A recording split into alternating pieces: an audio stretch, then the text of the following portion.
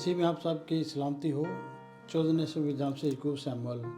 आज हम इसी तरह आगे बढ़ते हुए उसकी पहली आयत से लेकर 20 आयत तक का मुताला करेंगे। यीशु मसीह एक ऐसे आदमी को जो कि बदरुओं में गिरफ्तार था और वो सुनसान जगहों पे रहा करता था, या तक कि कब्रिस्तानों में ही वो रहा करता था और उसके अंदर बहुत सारी बदरुएं थी। और इसका यही अनवान है और इसकी पहली 3 आयत का मुताला करेंगे। मरकस 5:1। और वो झील के पार ग्रीसियों के इलाके में पहुंचे। दूसरी आयत। और जब वो कश्ती से उतरा तो फिल फौर एक आदमी जिसमें नापाक रूह थी कब्रों से निकल कर उससे मिला। ये यीशु जब वो कश्ती से बाहर आए और उतरे, ये ग्रीसियों का इलाका जो था, ये जॉर्डन का इलाका जो कि झील की दूसरी तरफ था, ये जॉर्डन का इलाका था।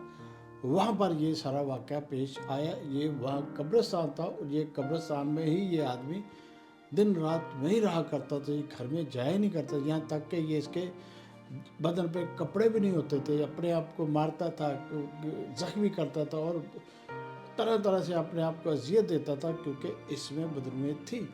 तीसरी आयत का मुताला करेंगे। वो कब्रों में रहा करता था और अब कोई उससे जंजीरों में नहीं बांध सकता था। ये जैसा कि बताया कि वो कब्रों में रहा करता था, वो उसे कोई भी जंजीरों में नहीं बांध सकता था, क्योंकि वो उसके अंदर इतनी पावर थी। जंजीरों का मतलब कि बहुत बड़े बड़े संगलों से बांध देते थे उसको, ताकि वो आराम से स्कूल से एक तरफ में वो जब निकलता था तो लोगों को भी जद्दोकोब करता, लोगों को भी परेशान करता था, तो उसको जंजीरों में बांध दिया जाता। लेकिन उसके अंदर इतनी पावर थी, वो जंजीरों को भी तोड़ देता था और अपने आप को बर्बाद अपने बदन को करता था, ताकि वो और अजियत पर आए। चौथी आयत में देखेंगे, क्योंकि वो बार बेड़ियों और जंजीरों से बंधा गया था, लेकिन उसने जंजीरों को तोड़ा और बेड़ियों को टुकड़े टुकड़े कर दिया और कोई उसे काबू में ना कर सकता।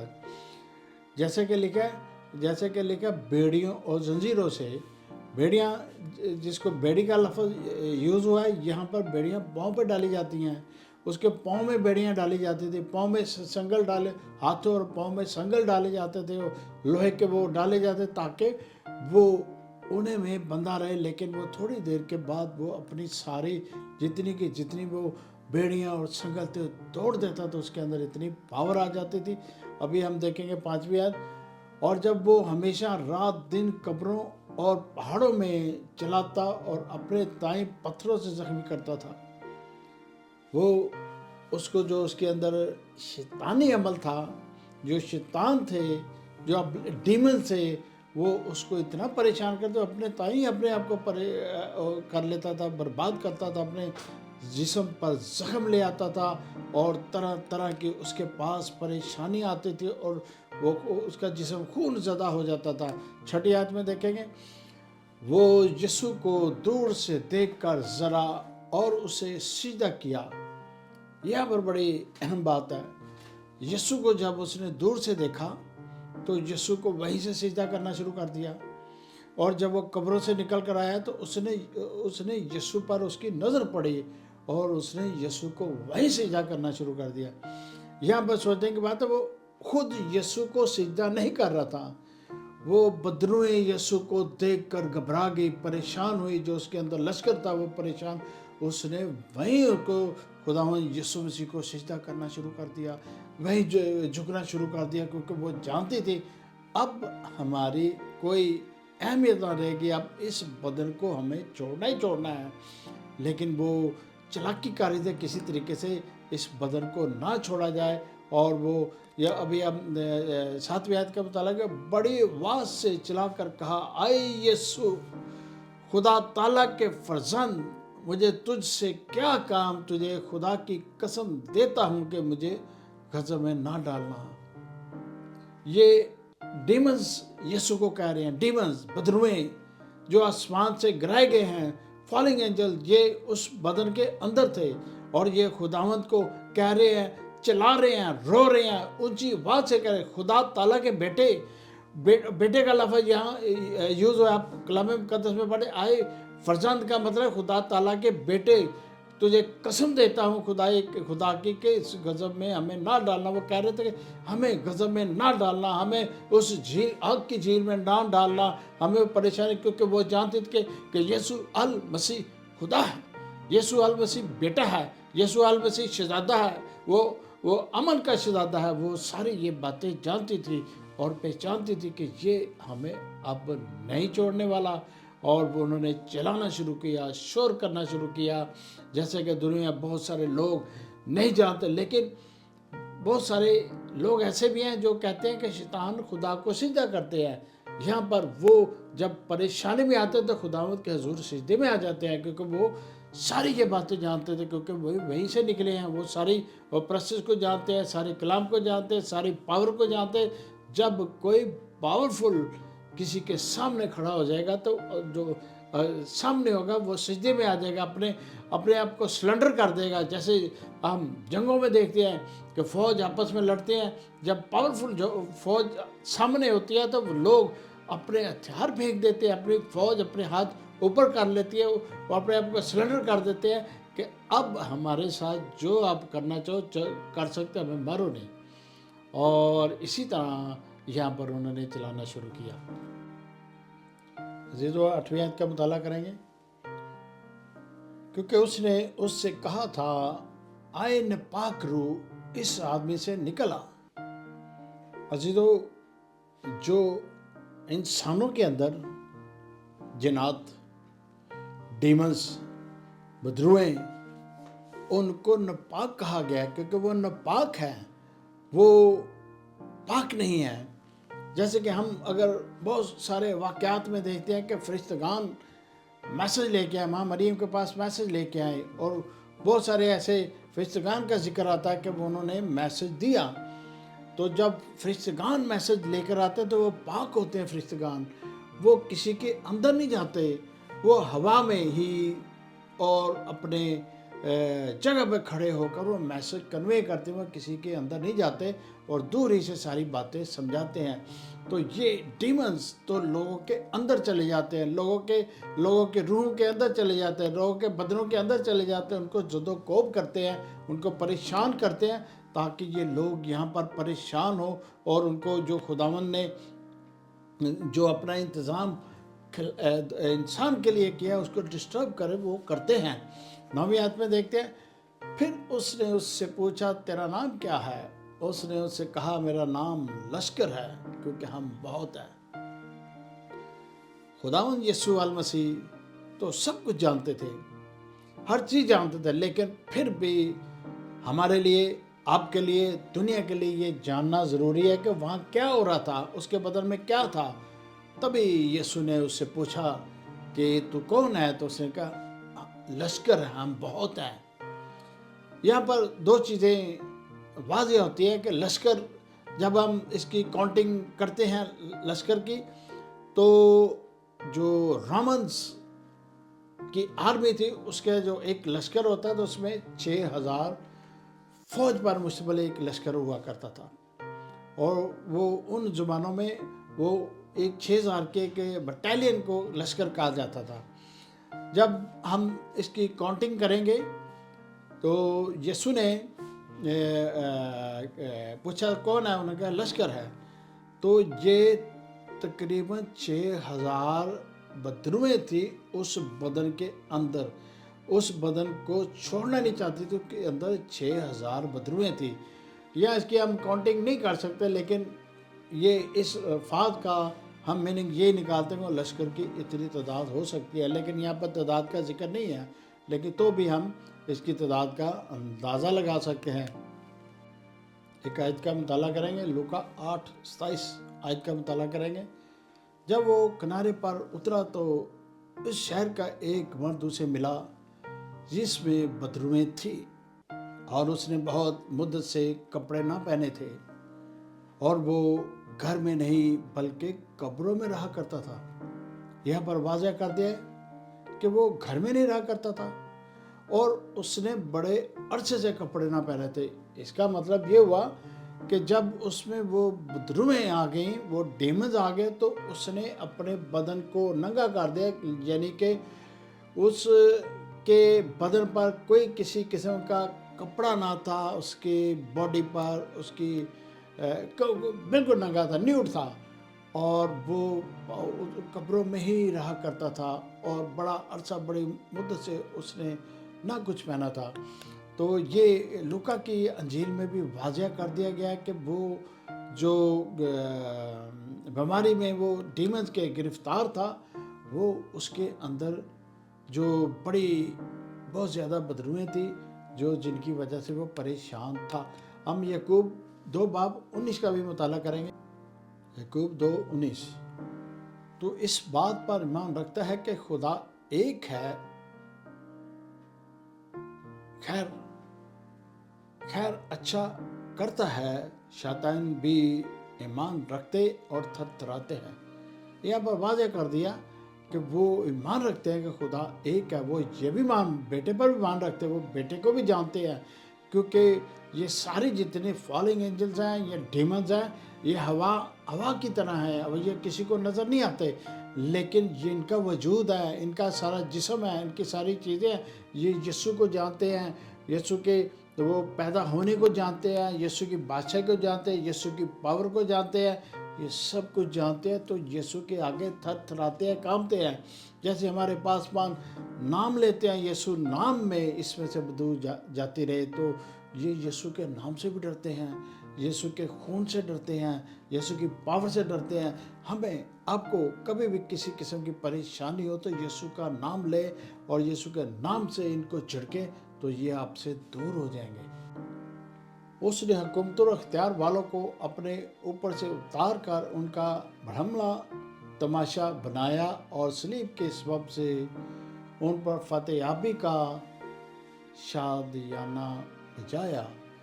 یسوع المسیح جب وہ بنی اسرائیل میں تھے، نہ تو گورنمنٹ سے ڈرتے تھے، نہ کسی اختیار والے سے ڈرتے تھے، نہ کسی وہ فقی فریسی کہنوں سے ڈرتے تھے، کیونکہ وہ خود خداوند تھے۔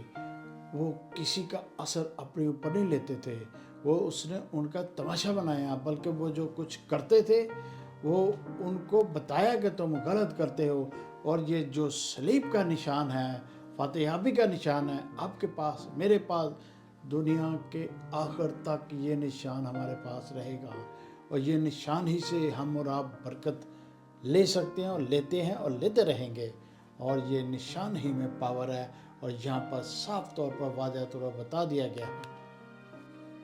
مرکز 5:10 کا مطالعہ کریں گے، یہ ڈیمنز کے بارے میں ہے۔ پھر اس نے اس کی بہت منت کی کہ ہمیں اس علاقے سے باہر نہ بھیجیں۔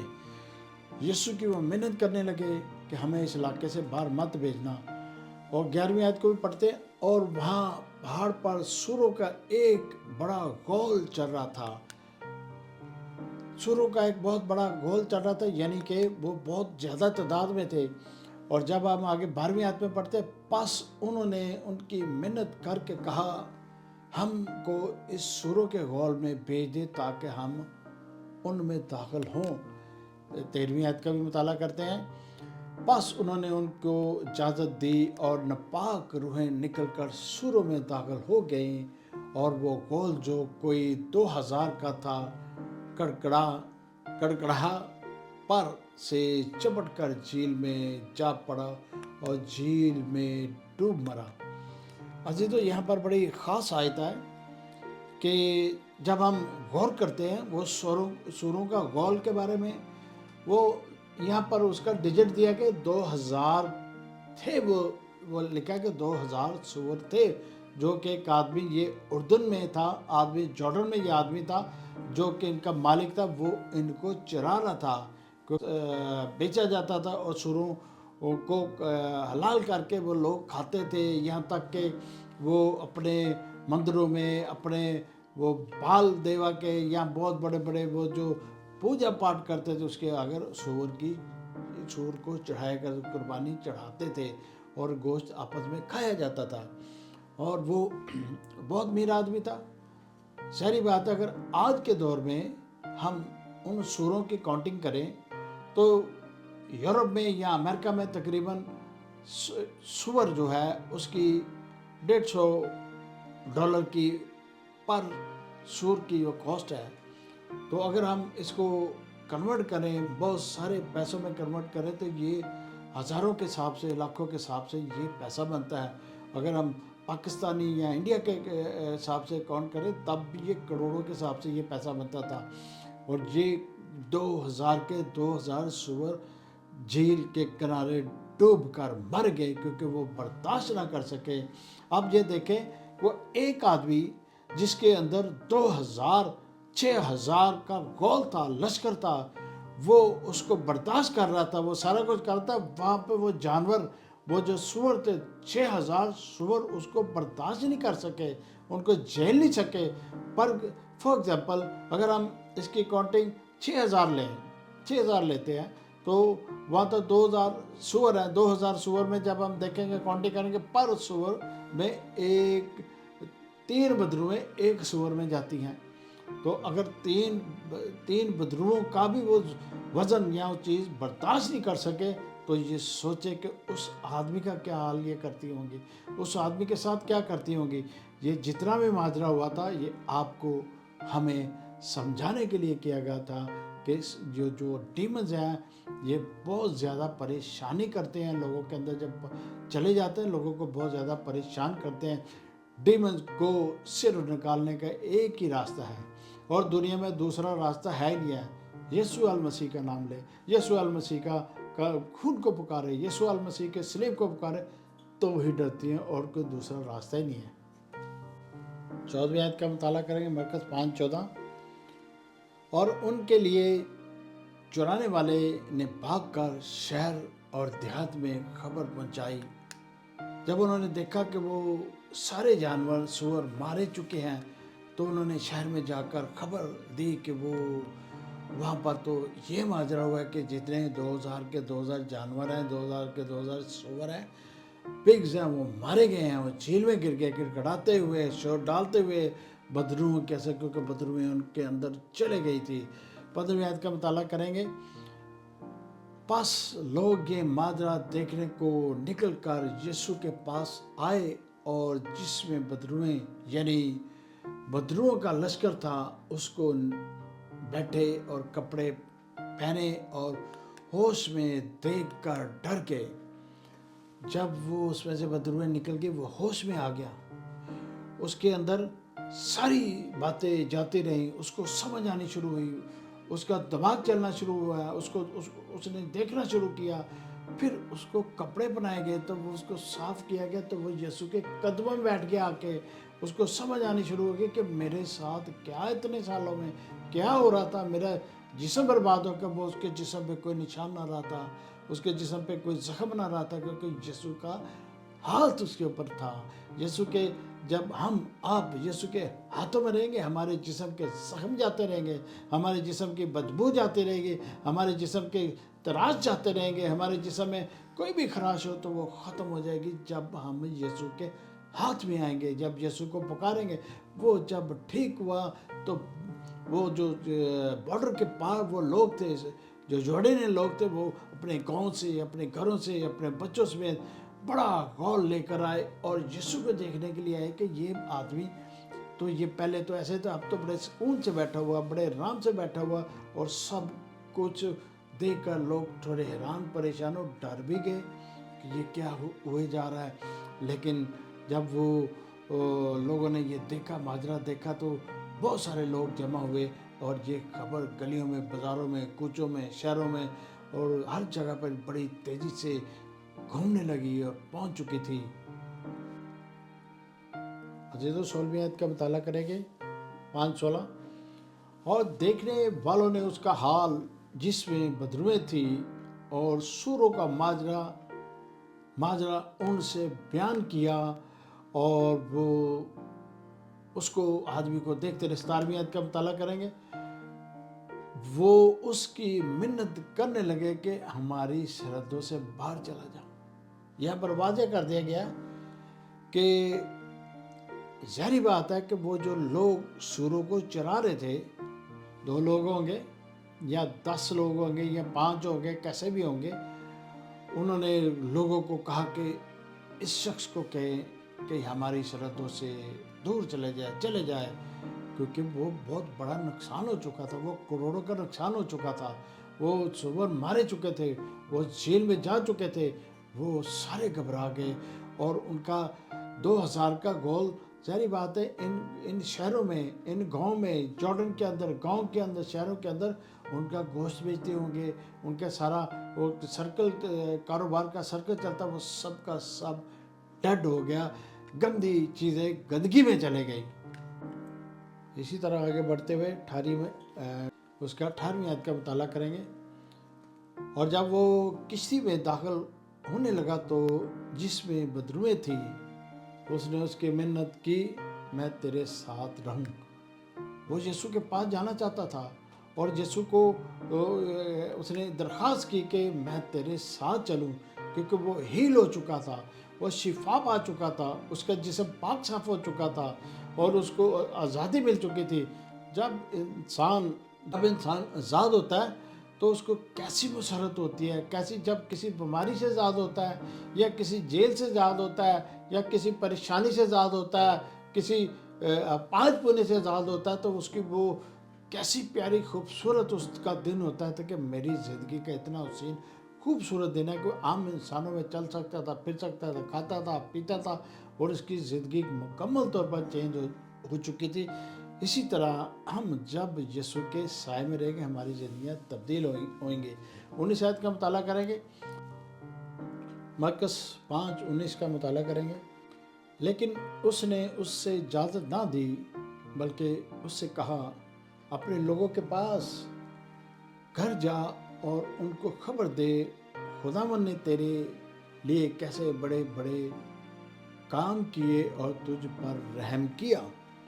یسوع نے ان کو، اس آدمی کو تاکید کی، اپنے گھر جا، کیونکہ وہ قبروں میں رہا کرتا تھا، اور یہ سارا ماجرا وہی جھیل کے کنارے تھا۔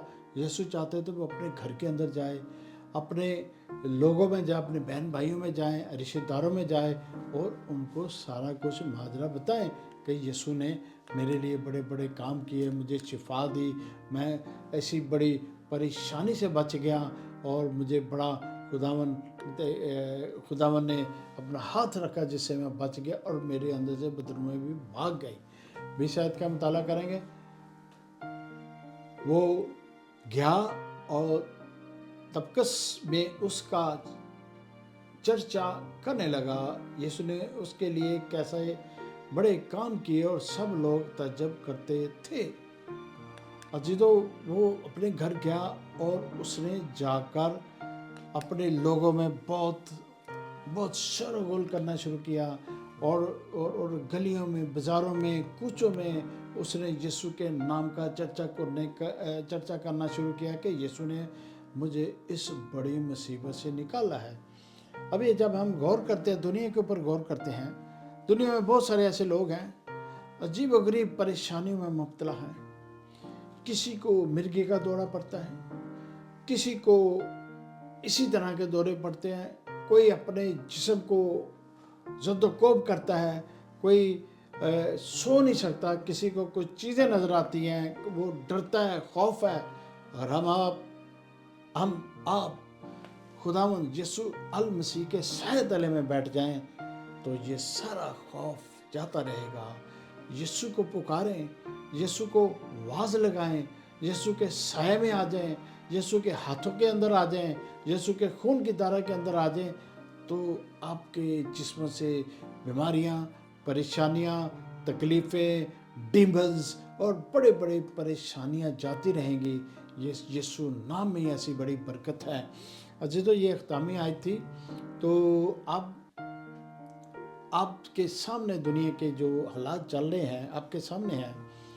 یسوع المسیح بہت جلد آنے والے ہیں۔ ہمیں اور آپ کو یسوع کی تیاری کرنی چاہیے، اپنے گھروں میں کلام مقدس پر غور کرنا چاہیے، اپنے بچوں کو سمجھانا چاہیے، اور دعاؤں میں ایک دوسرے کے لیے یاد رکھیں، ایک دوسرے کی مدد کریں، ایک دوسرے کے لیے دعا کریں۔ مسیح میں آپ سب کی سلامتی آپ میرے چوزن نیشن چینل کو سبسکرائب کریں، لائک کریں